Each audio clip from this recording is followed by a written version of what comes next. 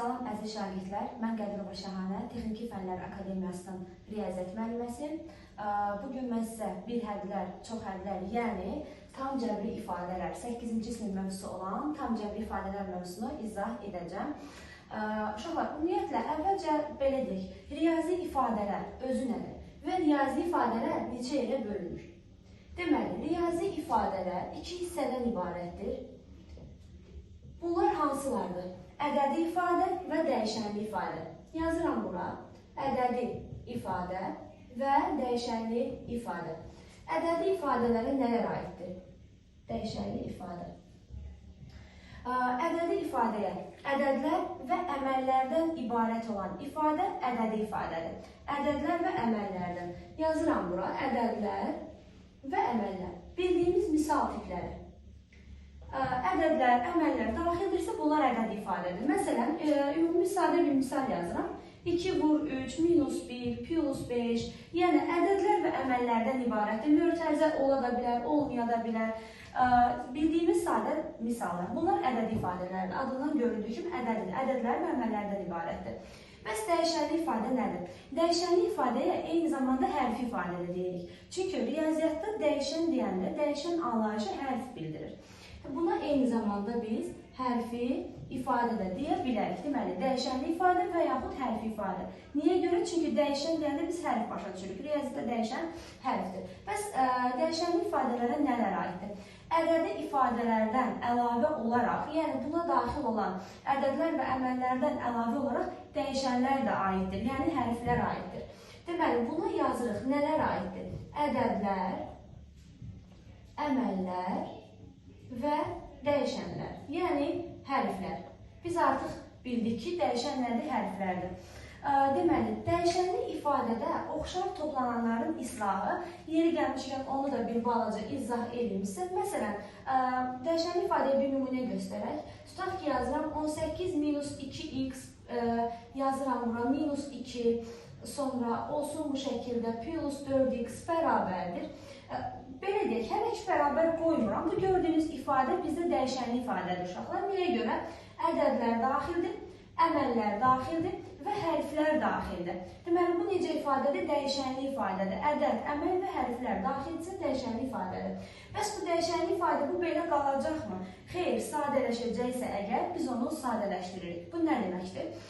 Deməli, oxşar toplananların islahı var ki, biz bilirik ki, eyni hərflə eyni hərfi toplayıb çıxa bilərik, ədədlə ədədi toplayıb çıxa bilərik. Yəni, məsələn, 18 çıx 2x, mən bunu 16x yaza bilmərəm. Çünki 18-in yanında x yoxdur, görürsünüz, 2x-in yanında isə x, 2-nin yanında isə x var. Yəni, bunlar oxşar deyil. Oxşar toplananların islahı nədir? Eyni hərflə eyni hərf, ədədlə ədədi toplayıb çıxa bilərik asanlıqla.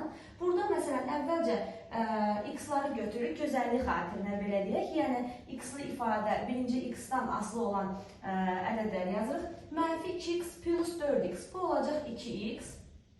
Sonra baxam nələr oxşardır. 18-dən 2, hər ikisi ədəddə, yanında hərf yoxdur. Deməli, bunlar da bir oxşar toplananlardır. 18-dən də 2 çıxıram, eləyəcək nə? 16. Sadələşdi mi? Bəli, sadələşdi. Bundan sonra gerisi varmı? Xeyr, yoxdur. Ona görə ki, bu 2x dəyişənli hissədir, yəni 2-nin yanında x var, 16-ın yanında x olmadığı üçün biz bunu toplayıb çıxara bilmədik.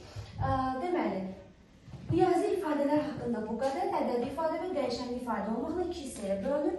Ümumiyyətlə, cəbri ifadələr bəs nədir? Cəbri ifadələr, tam cəbri ifadələr, bir də kəsr rasional ifadələr olmaqla iki hissəyə ayrılır. Deməli, tam cəbri ifadələr və kəsr rasional ifadələr olmaqla iki hissəyə ayrılır. Tam cəbri ifadələr nədir? Məsələn, yazıram bu şəkildə, yazaq, belə deyək də, cəbri ifadələr. Elə bunu da əlavə edək. Bir də kəsr rasional. Kəsr rasional ifadələr. Tam cəbri ifadələr. Məsələn, x üstəgəl 1, 2x plus 5. Adi bildiyimiz ifadələr. Bəs kəsr rasional ifadələrə nələr aiddir? Məxrəcində x olan, məsələn, hərif olan a bölünsün a plus b yazıram və yaxud x bölək 2x minus 1 yazıram. Baxın, bunlar kəsr rasional ifadələr adlanır. İndi keçək biz mövzumuzun əsas hissəsinə. Bir hədlər və çox hədlər. bir həddi nədir? Deməli, baxın, dəyişənlər, ədədlər və dəyişənlərin üstü natural ədədlər olmaq şərti ilə yaranan ifadələrə bir həddi deyilir. Bəs bir həddlərin bu arasında hansı əməl işarəsi var? Təbii ki, vurma əməli. Baxın, yazıram bura. Məsələn, bir hədli. Bir həddi nədir? Dedi ki, dəyişənlər, ədədlər və dəyişənlərin üstü natural üslü qüvvət olmaqla həmin ədədlərin hasili bir hədli əmələ gətirir. Məsələn, bir nümunə yazıram. 2x üstü 5, y üstü 6. Baxın bura. Bu hədlər arasındakı əməl vurma əməlidir. 2 vur, 2x üstü 5, y üstü 6. Üstləri natural ədədlərdirmi? Bəli. Deməli, bu bir hədlidir. Biz deyə bilmərik ki, bir hədlidə aralarında bölmə olsun. Bir hədlidə aralarında çıxma olsun.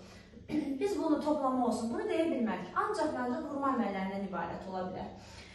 Bəs bu bir hədlidə əmsal nədir? Qüvvət nədir? Hərflərin qarşısında duran ədəd əmsal adlanır. Yəni, hal-hazırda əmsalımız 2-ni göstərir. Əmsal 2-dir. Bəs qüvvət nədir? Qüvvəti siz aşağı siniflərdən də keçmişsiniz. Hərflərin üzərindəki ədədlər üstündə yazılır. Bunlar qüvvət adlanır. Dərəcə də deyilir, qüvvət də deyilir. Deməli, bir həddi nələrdən ibarət oldu? Ədədlər, dəyişənlər və dəyişənlərin üstü natural ədədlər olmaq şərti ilə və aralarında mütləq, hasil, vurma əməli olmalıdır. Məsələn, indi əmsalı 2 yazmışam. Amma deyirik, üstü natural ədəd olsun. Əmsal istədiyimiz bir şey ola bilər. Məsələn, 2 yazmışam, mənfi 2 də yaza bilərəm. Mənfi 2x, y. İndi qüvvətlərini dəyişdim. Mənfi 2x, y. Yəni, belə deyək, əmsal istənilən şey ola bilər. Rasional, irrasional, fərq eləmir. Ümumiyyətlə, bütün həqiqi ədədlər çoxluğu əmsal ola bilər. Amma qüvvət dediyimiz ancaq və ancaq natural ədədlər olmalıdır. Nümunələr üzərində göstərəm ki, sizin üçün daha aydın olsun. Belə deyək, bəs bir həddinin dərəcəsini necə tapırıq? Bunu qeyd etməzdən əvvəl bir oxşar bir hədli, əks bir hədli, bunlar nədir? Onları da deyək, sonra keçərik bir həddinin dərəcəsinə. Deməli, əmsalını bildik, qüvvətləri bildik. Oxşar bir hədli nədir? Əks bir hədli nədir?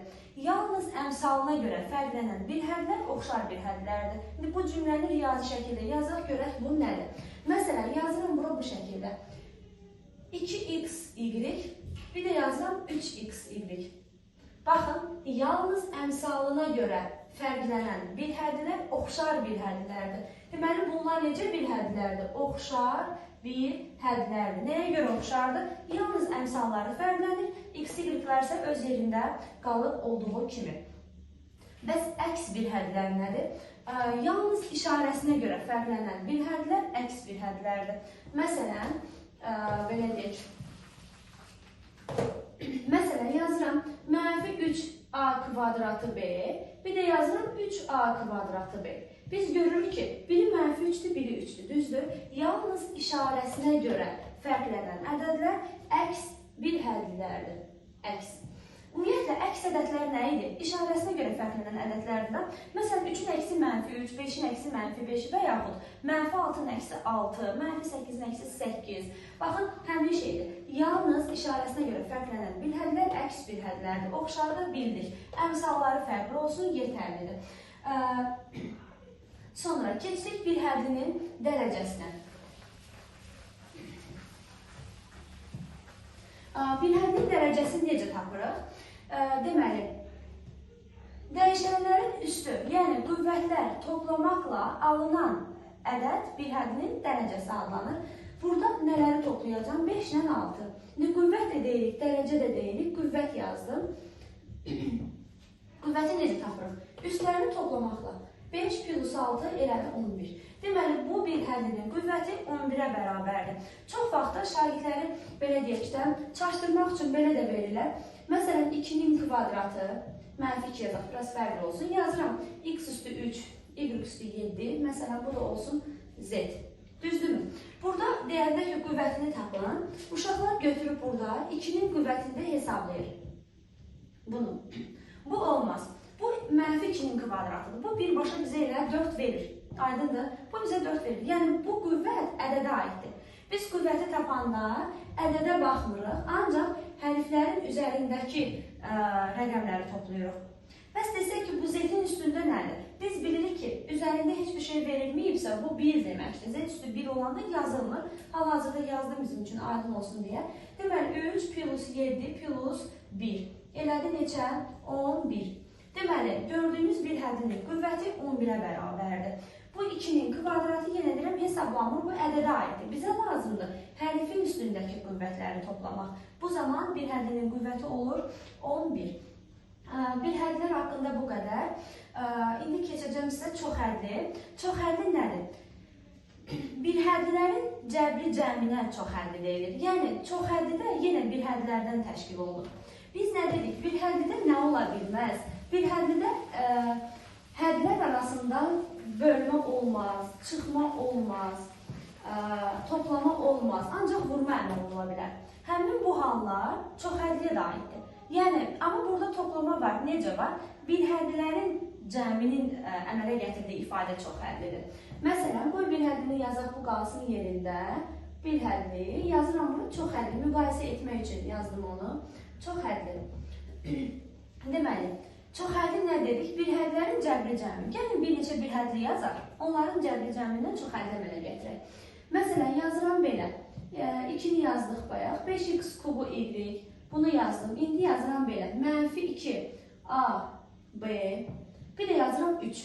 Yeri gəlmişkən uşaqlar, adi bildiyimiz ədədlərdə bunlar da bir hədlidir. Və desəz ki, mən nəyə görə? Az öncə dediniz axı, x, y yanında hərflər olsun. Bəs bunun yanında hərf yoxdur, dəyişən yoxdur. Əslində var. Onun üstü 0 olub. Məsələn, tutaq ki, onlar x düşünür. 3x üstü 0, y üstü 0. Belə bir hal varsa, üstü 0 nə deməkdir uşaqlar? 1 deməkdir. Ümumiyyətlə, istənilən ədəd üstü 0, istənilən hərf üstü 0 1-ə bərabərdir. O 1 yazılmır. Çünki 3-ü 1-ə vuranda onsuz da 3 eləyib. Ona görə artıq bu sıfırlar yazılmır. Əslində bu şəkildədir. Ona görə bu da bir hədli adlanır. Yəni, bax, yazıram bura. X üstü 0, 1-dir, y üstü 0, 1-dir. Ümumiyyətlə, istənilən, yəni n sayda yazıram. Üstü 0 hər zaman 1-ə bərabər olacaq. Bildiyimiz ədədlər də bir hədlidir. 3, mənfi 3, mənfi 5, 2, 2-də 1, 8-də 1. Yəni, fərq eləmir. Sanki bir əmsaldır da. Belə yazaq. Məsələn, mənfi 2-də 1 x kvadrat y. Kəsirlidə yazın. Bu da bir hədlidir. İndi yazıram mənfi 2-də 1. Bu da bir hədlidir. Çünki bunun yanındakı da, məsələn, a üstü 0, b üstü 0 olur. Ona görə bunlar bir hədli adlanır. Deməli, bəs çox hədli nədir? Həmin bir hədlərin az öncə qeyd elədim, cəbri cəmi. Qeyd edək, 5x kubu y, axı dedik ki, cəbri cəmi. Bu, üstə gəl. Bu, sadəcə toplama yazıram. Qarşında mənfi olduğuna görə mənfi 2ab olur. Üstə gəl mənfi 2ab olanda plus minus mənfini əmələ gətirir. Plus 3.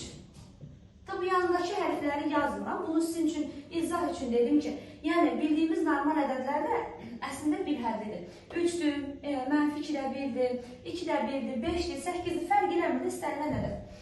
Çünki yanında x üstü 0, y üstü 0 vardır. Bu yazdığımız ifadə çox hədli adlanır. Baxın, bir hədlilərin cəbri cəmi çox hədli əmələ gəlir. Burada da eyni şəkildə, necə ki izah eləmişdim, bir hədlidə üstü mənfi olmaz, üstü kəsr ədəd olmaz, ancaq üstü natural ədəd ola bilər.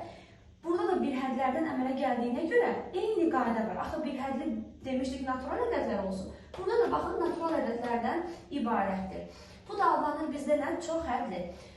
Deməli, çox hədlidə belə deyək, qüvvətin tapılması. Yenə burada 5-dir, mənfi 2-dir, 3-dür. Bunlar əmsallardır. 3 burada sərbəst həddir. Amma mən desəm ki, əmsallar cəmini tap. Məsələn, çox həddəki əmsallar cəmini tap. Əmsal biri 5-dir, biri mənfi 2-dir, biri də 3-dür. 3-ü də götürəcəksiniz sərbəst hədd olaraq. Çünki az öncə qeyd elədim, onun yanındakı x0, y0-dır. x0, y0. Bu elədi neçə? 6. Deməli, bu nə adlanır bizdə? Əmsallar cəmi. Əmsallar cəmi. Çox hədlidə əmsallar cəmi.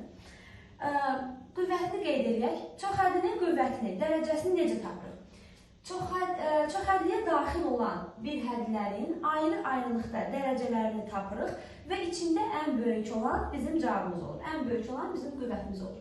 Şagirdlərin ən çox səhv saldığı şey. Götürüb burada, məsələn, bu bir hədlin dərəcəsi. Biz axı dedik, y üstüdə 1 deməkdir burada. Üstündə işin yoxsa 1 deməkdir. Ayrı-ayrılıqda bir hədləri tapırıq. 3 plus 1, bunun qüvvəti 4-dür. Sonra, bu da 1-dir, bu da 1-dir. 1 plus 1, bunun qüvvəti 2-dir. Yekunda bu aldığımız bir hədlərin qüvvətlərini toplayıb elə deyirlər cavabı. Məsələn, 4 + 2 = 6. Bu səhvdir, bu yanlış məlumatdır. Uşaqlar, nə edirik? Ayrı-ayrılıqda bir hədlin qüvvətlərini tapırıq. İçlərində ən böyük olan çoxhədlin dərəcəsi olacaq. Məsələn, 4 ilə 2. Tapdıq, düzdür. Çoxhədlin dərəcəsi neçə olacaq? Təbii ki, 4. Ən böyük olan çoxhədlinin qüvvəti ya dərəcəsi, ikisini də yaza bilərsiniz. Qüvvət. Deməli, nəyə bərabər olacaq? 4-ə. Ayrı-ayrılıqda bir hədləri tapırıq. İçlərində ən böyük olan bizim çoxhədlimizin dərəcəsi, yəni qüvvəti olacaq. Əmsallar cəmli dediyim kimi sərbəst həddə buna daxildir. Əmsalları götürürsünüz. Bəzən şagirdlərdə belə bir səhv olur. Məsələn, 5, 2, 3 götürür. Burada mənfiyə baxmır. Mənim əmsal deməli səhvlərin qabağındakı 2-ni götürdüm, bitdi. Bu olmaz. İşarəni mütləq nəzərə almaq lazımdır. Mənfi isə mənfi, müsbətsə müsbət götürüb toplayacaqsınız. Bu müsbət 5-dir, müsbət 5. Hədli haqqında bunlara dediksə, uşaqlar, mən nəyə qeyd etmək istəyirəm? Bir hədlinin standart şəkli və çox hədlinin standart şəkli nədir?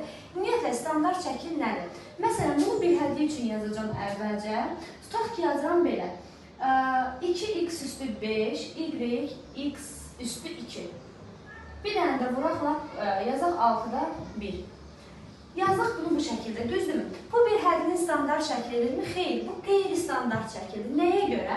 Baxın, x-dan burada 2 dənə var. Desəz ki, 2 deyil, mənim x üstü 5, x-dan 5 dənə, x üstü 2, x-dan 2 dənə, yəni ümumilikdə 7 dənə var.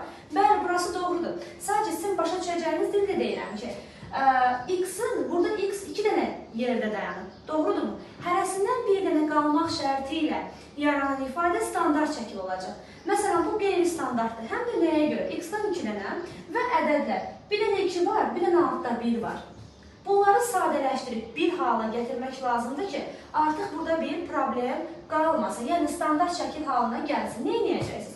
Əvvəlcə 2 dənə altda 1 yazıram önə, 2 vuraq altda 1. Bunları sadələşdirmək lazımdır. Bir də x-lara. Siz 7-ci sinifdən bəri bunu keçmişsiniz ki, əsasları eyni olanda vurma əməlində üstlər toplanır. X üstü 5, x üstü 2. Baxın, yazıram bura. X üstü 5 vuraq, x üstü 2. Əsaslar eynidir, yəni x-lar eynidir. Aralarında vurma əməlidir. O zaman üstlər toplanır. Elə 5 də 2, 7. Burada x üstü 7 yazmalıydınız. Y-da bir dənə də elə olduğu kimi yanına yazdıq. İndi bunu sadələşdirsək, 2 ilə 6 ixtisar gedir. 3də 1 x üstü 7 vur y. Deməli, ədədin standart şəkili budur. Yazırsınız bura. Standart şəkli. Bir hədlin standart şəkli. Baxın, hər birindən artıq bir dənə ədədimiz var. 3də 1.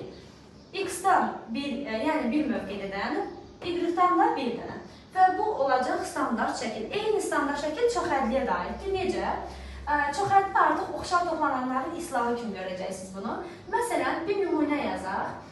X, y olsun plus 5 minus olsun 3 x, y.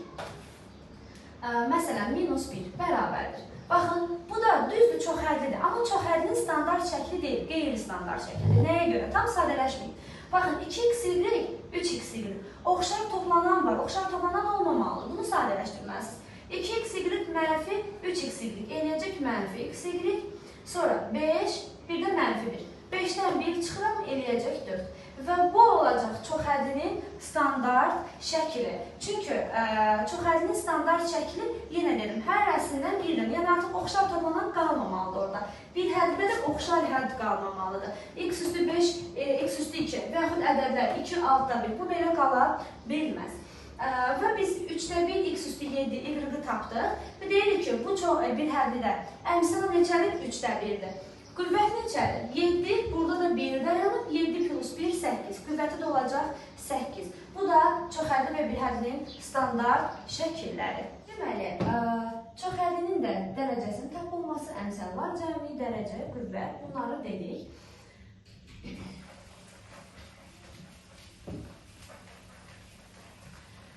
Bəs çoxhəllinin vuruqlara ayrılması nədir?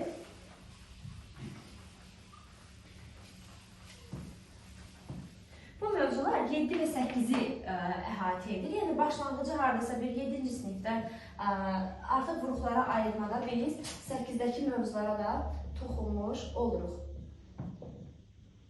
Çoxhəllinin vuruqlara ayrılması. Burada bir neçə üsul var ki, bunlar hansılardır? Çoxhəllinin vuruqlara ayrılması. Deməli, ortaq vuruğu mötərizə xaricinə çıxartmaq, tam kvadrata ayırmaq, müxtəsər vurma düsturundan istifadə etmək, parçalanma üsulundan və bir də kvadrat üçədli var ki, onu bizə məlum olan bir düstur var ki, həmin düstur forması şəklində asanlıqla deməli, vuruqlara ayıra bilərik. İlk öncə başlayacağım sizə nədən? Ortaq vuruğu mötərizə xaricinə çıxartmaqdır. Məsələn, bir nümunə göstərək. Yazıram burada, ortaq vuruğu çıxarmaq. Ortaq vuruğu mötərizə xaricinə çıxarmaq. Bu necə olacaq? Məsələn, nümunə üzərində göstərirəm sizə. Yazacağım 2a kvadratı minus ab plus 4a deməli çıx 2b-yə. Belə bir ifadə yazıram. Deməli, burada nə edəcəksiniz? 4 dənə həddən ibarətdirsə, baxın 1, 2, 3, 4. 2-2 qruplaşdıracaqsınız. 2-2 qruplaşdırıb ortaq vuruğu mötərizə xaricinə çıxaracaqsınız. Məsələn, mən ilk əvvəl bunlara belə baxıram. Görün, bu ikisindən ortaq vuruq çıxaranda yenidən ortaq vuruğumuz əmələ gəlirmi? Yəni, sonuna qədər getmək üçün. 2a kvadratı minus ab-dən mən çıxara bilərəm a-nı. Qalacaq nə? 2a minus b. Bunu artıq aşağı siniflərdə öyrənmişsiniz. Deməli, ortaq vuruğu mötərizə xaricinə çıxartmaq və təkrar mötərizə daxilinə vurub yoxlamaq. Görək, ödəyirmi?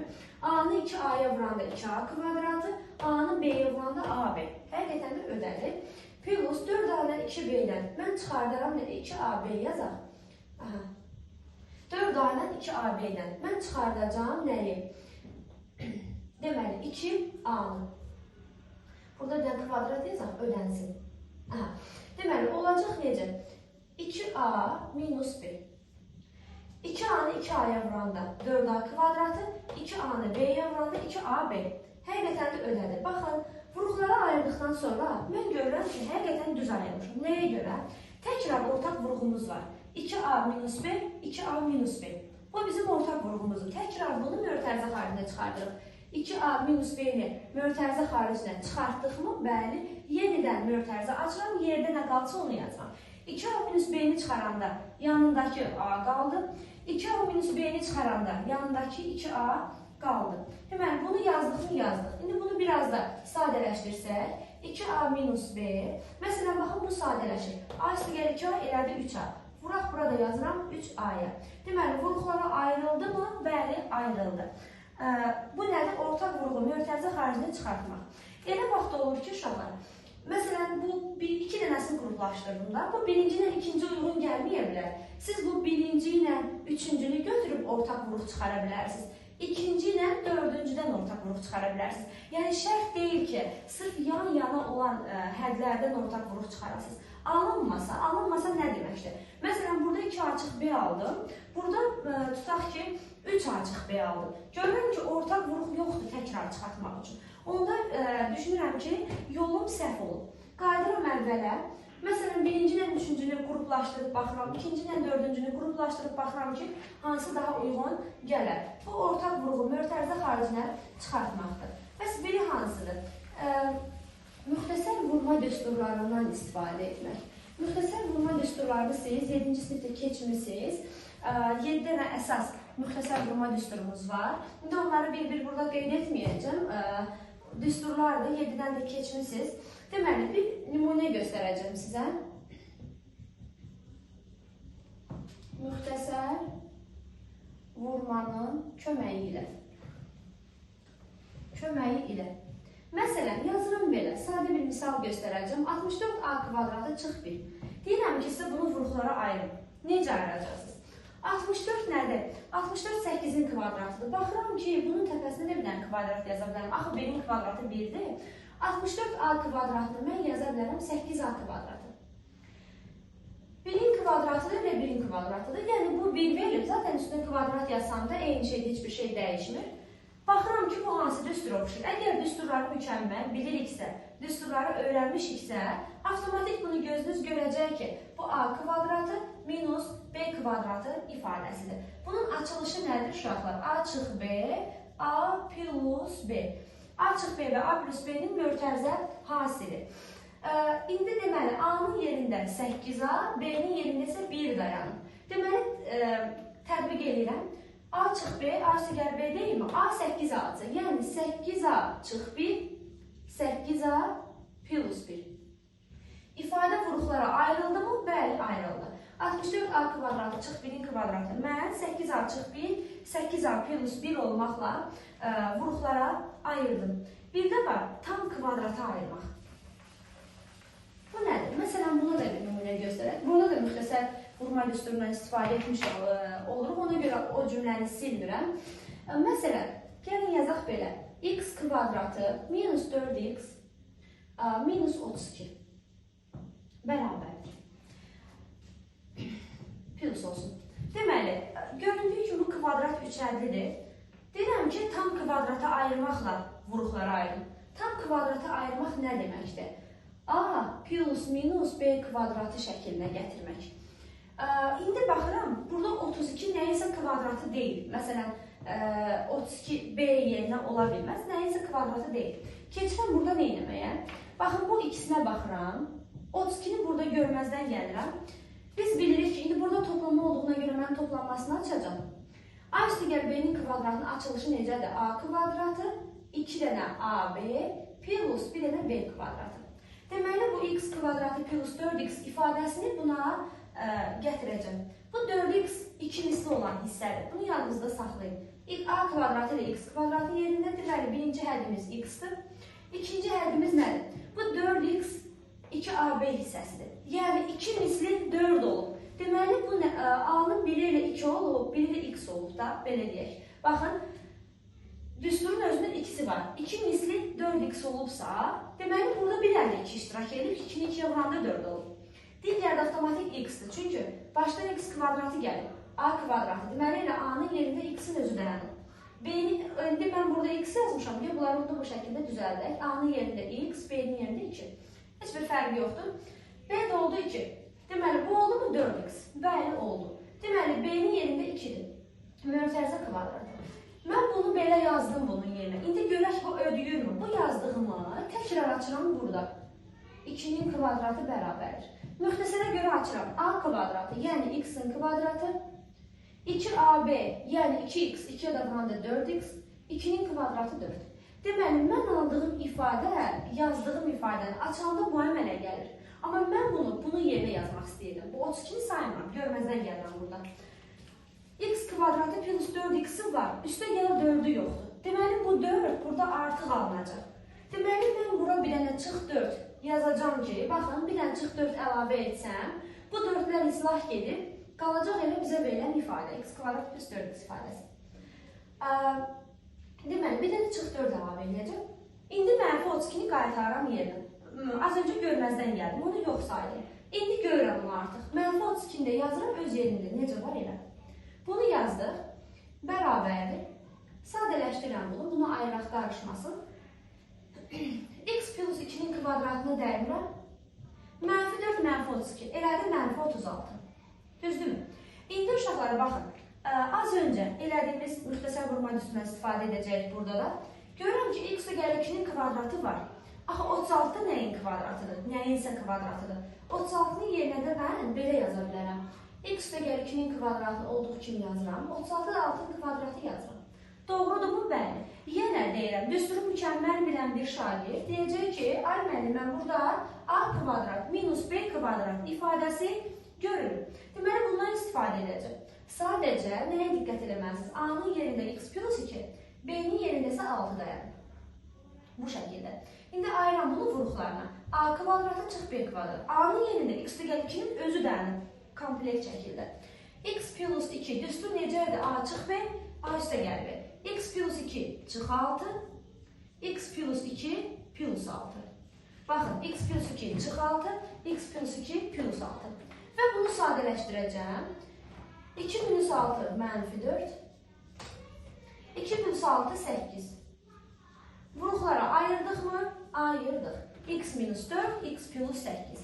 Deməli, bu ifadəni x kvadratı üstəgəl 4x çıx 32 ifadəni tam kvadrata ayırmaqla vuruqlarına ayırdıq. Neylədik? Öncə bunu a plus b və yaxud a minus b-nin mörtəzə kvadratı şəklində gətiririk. O plus b minus b olduğunu da haradan bilirsiniz? Yəni, məsələn, mən burada toplamanı açmışam. Niyə çıxmanı açmamışam? Çünki burada iki misli hissəsi müsbətdir. Axı, bizdə bu düsturun fərqi nədədir? Burada çıx olanda, burada çıx olurdu, düzdür? Çıx 4x olsaydı, mənfisindən istifadə edəcəm. Plus 4x olduğuna görə mən müsbətini açdım və asanlıqla yerinə yazdım. Və nəyə diqqət edirsiniz? Mən bunu bu şəkildə yazandan sonra görürəm ki, bunu açanda bir dənə 4 əmələ gəlir və o 4 burada yoxdur. Ona görə bir dənə çıx 4 yazıram, sonra yerdə qalan ədədlərlə sadələşdirdim. Yəni, bu hissəsini mütləq diqqət edin. Bunu yazdıq. Bu şəkildə x plus 2-nin kvadratı minus 36, yerdə qalan a kvadratı çıx b kvadratının açılışıdır. 7-ci sinifdə müxtəsər vurmanı mükəmməl bilən bir şagird bunun da öhdəsindən gələcək. Kimdə müxtəsər vurma düsturlarında problem varsa, çalışıb onu vaxtında aradan qaldırmaq lazımdır. Çünki hər bir mövzunun, belə deyək də, başlanğıcında, yəni hər bir mövzuda istifadə edəcəyiniz bir şeydir. Hətta həndəsə bölməsini belə keçəndə, Pifagor teoremində belə bir də görürsünüz, yenə müxtəsər a plus b-nin və yaxud a minus b-nin mörtəzə kvadratları, yəni müxtəsərdən qaçmaq mümkün deyil.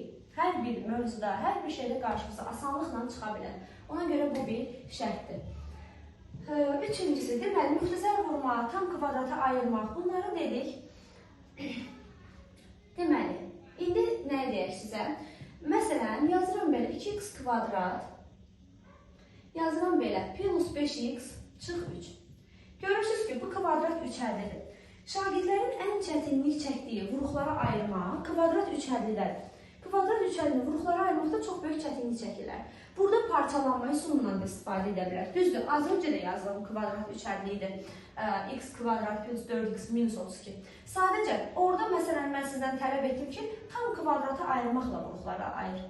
Ondan istifadə edəriz. İndi, bəs burada nə edəcəksiniz? Bu da kvadrat üçhəllidir. Tam kvadrata ayırmaqla da, parçalanmaq üsulu ilə da, bir də hazır düsturumuz var ki, əlimizdə ondan istifadə edəcək. Deməli, məsələn, əvvəlcə parçalanma üsulundan istifadə edəcək. Parçalanma. Bu nə deməkdir? Şagirdlər adətən biraz çətin qərar verə bilirlər ki, mən bunu necə parçalayım ki, ortaq vuruq çıxsın. Bu üstəgəl 5x-dir.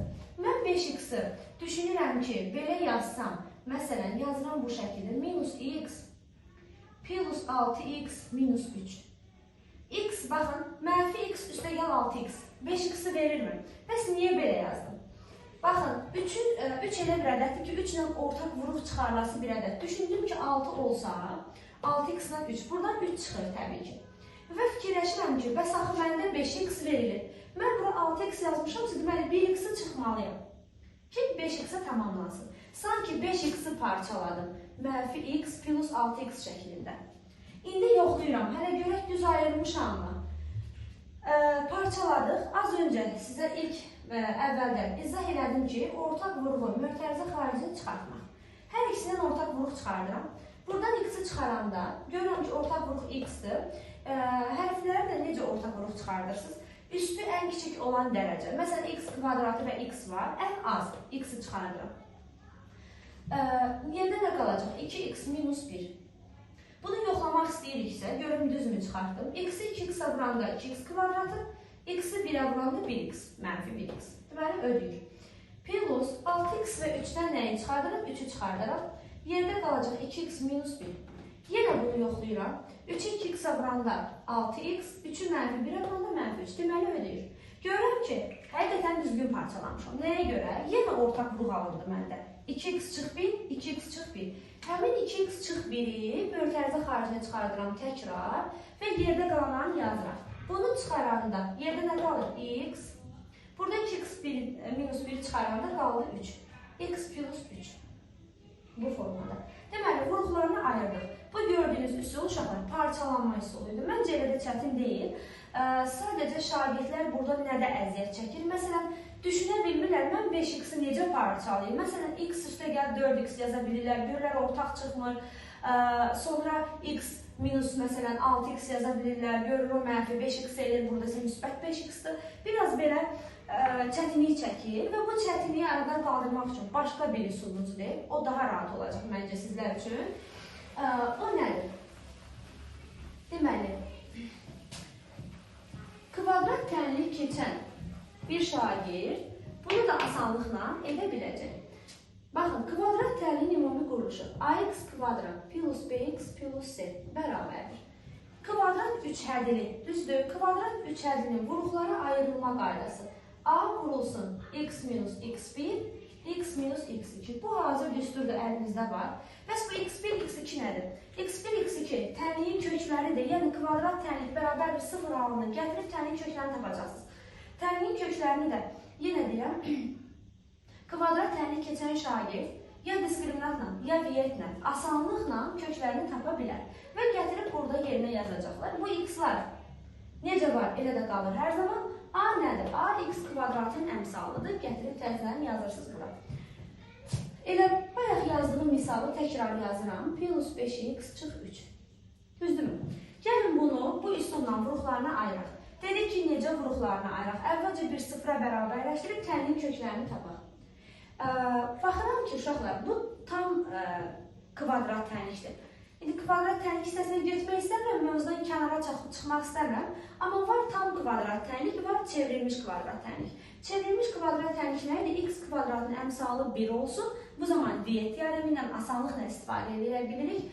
Tam kvadrat tənlik nədir? A da olsun, B də olsun, C də olsun. Hər biri öz yerində olsun. Yəni A birdən fərqlidir, belə deyək. Əslində tam kvadrat tənliyə də biz diyet tətbiq edə bilirik. Sadəcə uşaqlar, bunu əvvəlcə çevrilmişə gətirmək lazımdır. Yəni, hər tərəfi 2-yə bölmək lazımdır. 2-ni 2-yə böləndə 1x kvadrat. Bu 2 tam onda 5, bu da 1 onda 5 olacaq. Yəni, o bizim üçün çətin olacaq ki, hansı ədəddir ki, hasili mənfi 1 onda 5, cəmi mənfi 2 onda 5 olsun. Yəni, onluq kəsirlə olan bir, kəsirlə alınan bir ədədlər olduğuna görə o bizə çətinlik törədəcək. Ona görə ən yaxşısı diskriminantdan istifadə edib bunun köklərini tapırıq. Mən bu hissələri silim. Artıq bu hissələr izah olunur. Deməli, bu düsturumuzu yuxarıya yazaq. Plus C bərabərdir. A vuraq. X çıx x1, x çıx x2-yə. Deməli, tənliyimizi də yazaq və həll edək. 2x kvadrat plus 5x minus 3. Dedik ki, bunu bir dənə sıfıra bərabərləşdirib diskriminantla köklərini tapa bilərik. Diskriminant nə idi? Düsturu B kvadratı çıx 4AC-yə. 8-ci sinifdə keçəcəksiniz bunu. B-nin yerində 5 dayanıb, baxın. A-nın yerində 2, C-nin yerində mənfi 3. 5-in kvadratı 25 minus 4 vur A. Yəni A-nın yerində 2-dir. Yazıram elə olduğu kimi. 4 vur 2 vur, C-nin yerində mənfi 3 dayanıb. Hesablasaq bunu, diskriminant bərabərdir. 25 plus, niyə görə plus?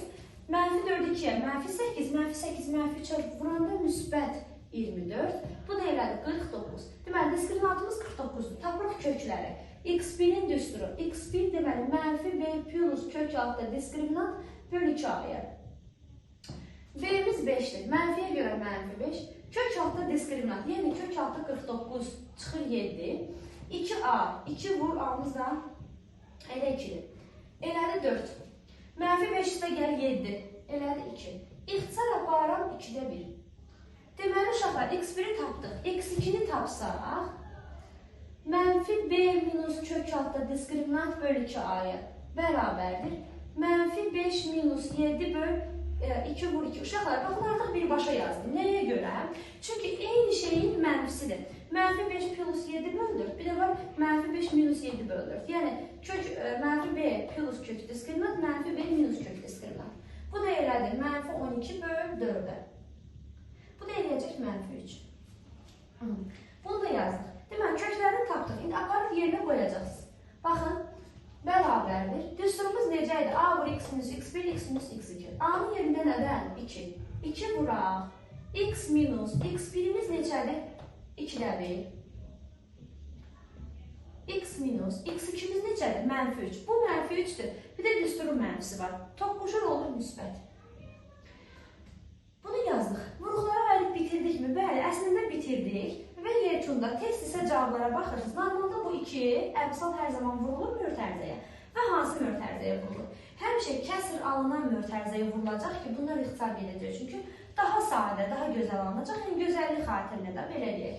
Daha gözü xoş görsənsin. 2-ni x-a vurub təkrar yazıram. Saxlaya da bilərsə, amma çox vaxt bu şəkildə qalmır. Kəsirli mötərizəyə vurulur. 2-ni x-a vuranda 2x, 2-ni 2-də 1-ə vuranda 2-lər ixtisar getdi, qaldı 1. Digər mötərizəni olduğu kimi yazıram. X plus 3. Deməli, 2x minus 1, x plus 3 şəklində vuruqlarına ayırdıq.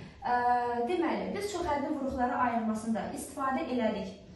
Orta vuruğun mötərizə xaricini çıxartmaq, müxtəsər vurma düsturlarından istifadə, tam kvadratını ayırmaq, parçalanmaq üsulu ilə və yaxud bu A vur x minus x1, x minus x2 düsturundan istifadə etdik. Ən çox əziyyət çəkdiyi şagirdlər budur ki, bu da bu düstur vasitəsilə asanlıqla həll oluna bilər.